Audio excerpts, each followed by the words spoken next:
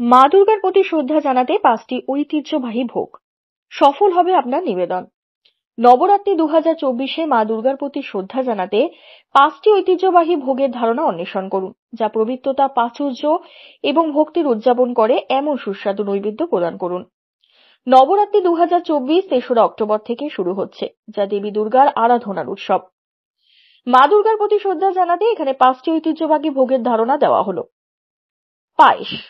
পায়েস হলো চাল, দুধ এবং চিনি দিয়ে তৈরি একটি প্রিয় ঐতিহ্যবাহী মিষ্টি।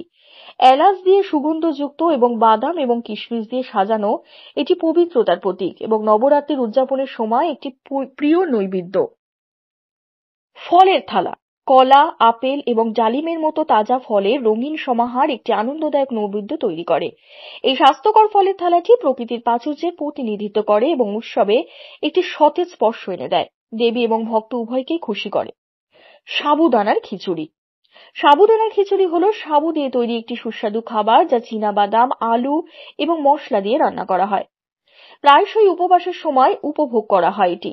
এটি একটি পুষ্টিকর নৈবেদ্য হিসাবে কাজ করে, যা নবরাত্রির সময় শরীর ও মনকে পুষ্টি যোগায়। লাড্ডু বা মিষ্টি বল। নারকেল বা বেসন দিয়ে তৈরি মিষ্টি বল বা লাড্ডু হলো উৎসবের প্রিয় খাবার।